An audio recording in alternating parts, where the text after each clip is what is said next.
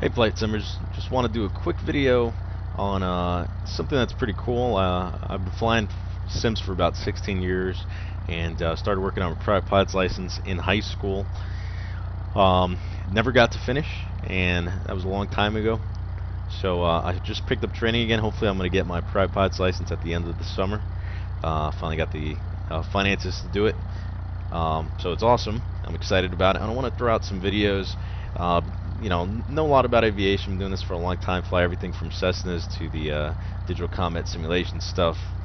And I figured other people might be interested. If you guys are either thinking about doing real life training or are doing real life training, I just want to do a nice tutorial and compare flight sim to some of the stuff that we do in real life. So this is a newer model of 172. I usually fly the N model, and I think I have a 19. Our model is like a 1970 something. Most likely you're going to fly a 1970s or 1980s version of the airplane. This is fuel injected, so there's no carburetor. My aircraft does have a carburetor on the left hand side of the throttle there, but not too different. All the instruments are about the same. The radio stack's about the same. Startup procedure is the same, so pretty similar. So before takeoff, we want to check the fuel selectors on both. Takeoff trim, the carburetor heat would be in, but we don't have it in this aircraft, and mixture full rich, which it is. I'm going to hold the brakes down just a little bit. I like to give myself, just let the engine run up and release the brakes and go ahead and go full power. So I'll do a left-hand traffic pattern here at Fairmont Airport. I actually designed this airport, and there's some hangars there. There's the flight school down there. I'll put the download link in the description. So there's 40 on the airspeed. We're looking for about 60 when we start to rotate, and 65 when we actually lift off. There we go, 60, and there's 65, lift off. Climb a little bit at VX here, which is 68 in the Cessna. And we're looking for 7, I'm sorry, it's for VX it's 63, I believe. And then VY is 70. So what's amazing about flight sim is a lot of this stuff, the terrain is so accurate, and that tower is actually there in real life. The terrain is actually there. The way the river bends, that's exactly the way it is. So right here we're just looking for traffic. We're looking left. Make sure nobody's in the pattern with us. You never know who might be out there. And you just want to maintain 70 or VY during the climb out. And the airfield is 1,039 feet, so roughly around 1,600 you want to start making your crosswind turn. And I'll make my radio calls here. Fairmont traffic, Cessna 3 Papa Yankee, turning left crosswind for runway 5, Fairmont. So you just keep climbing here, maintain 70 knots, and I'll roll out and my visual reference, which is right about here. And you can see there's 2 hills right there. We actually use that in real life as well. We head towards those hills. So flight sim is just a great tool to train and what you're doing in real life. So there's about 2,000 feet, and I'll roll back to 2,000 on the RPM. Fairmont traffic says 3 Papa Yankee, turning left down runway 5, Fairmont. So 2,000 RPM, the Cessna should give you about 80 knots airspeed, and that's a very comfortable power setting in the pattern. Okay.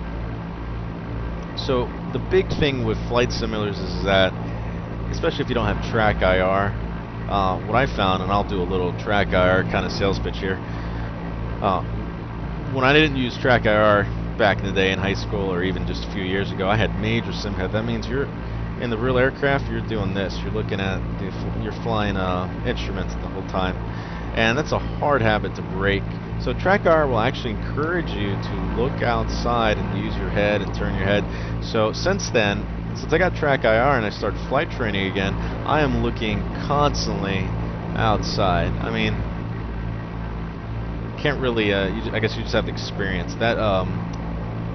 A smokestack out there is actually there in real life, and it's a great reference point. So right about here is our beam position, and we're going to do our quick check, make sure the fuel selector's on both, and at this point we'd pull the carb heat out and we'd come back 1,500 on the RPM and 1 notch of flaps in the white arc, which looks good. And we want to immediately start descending. Common mistake a lot of students make, they don't like descending immediately. you want to start descending right here, and you don't want to be far away from the runway. If you had an engine failure, you'd want to be close enough where you can make it, and I think that's a good practice. So it's better to be too high than too low, and you shouldn't be doing power on approaches. Another kind of change in the training recently has been the use of 20 degrees of flaps versus full 40.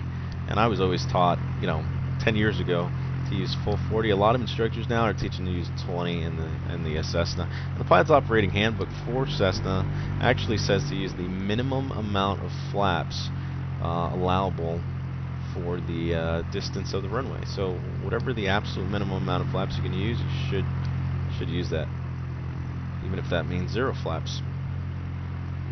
So we'll check the approach end, make sure nobody's here. Fairmont traffic says 3 Papa Yankee is turning final for runway 5, Fairmont. Alright, so I'm getting a little bit slow here. One thing you'll notice about Flight Sim is you do need higher power settings. In the real aircraft, about 1500 RPM, and you would pretty much, from a beam, you would make it all the way to the runway and just continue to take off power for the most part. In Flight Sim, it seems like you have to add a lot more power to stay on.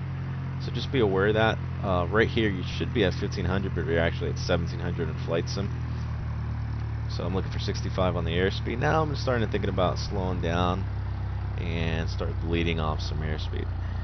In the real Flight Sim doesn't simulate the right rudder that's needed in real life, so I just throw in some right rudder and some left aileron, because that's what you do in real life. Low speed, you start throwing in some rudder there. So flare, flare, flare, and I'll keep the nose all the way up. There we go. And I'm just using aerodynamic braking here. I just have the stick all the way back into your chest, and using the aerodynamic brakes, not even touching the actual brakes, just using that big elevator to slow me down here. And there we go. So hope you guys enjoy that. If you guys want to see more of this type of stuff, just comment and let me know, and I'll do more videos like this. The videos will follow my training, and as I start getting into cross countries, I still haven't sold yet. I'll let you guys know when that happens. Very close to it though, maybe 1 or 2 flights away, and I'll recreate some of my cross-country flights. So the point of these videos will be, if I do them, if you guys actually like them and there's a good response, I'll do them, and for my own records, I will recreate some of my cross-countries, and I'll talk about some of the things that I'm learning. So hopefully, if you're going to get into flight training, or you're just a flight simmer and you're interested in real-life operations, it'll help you understand that a little bit better. So hopefully I can help you guys out. Again, I'm flight simming for 16 years, so lots of experience. And if you guys want, you can check out our website, dcswolfpack.org. That's completely a combat side of it. We use DCS simulator as well as ARMA, and we're incorporating IL-2, so we do a lot of flying and tactical type stuff. So this is more the general aviation side of things, which I love. And if you guys want me to continue doing this, just let me know. And hopefully you enjoy this video. Burner out.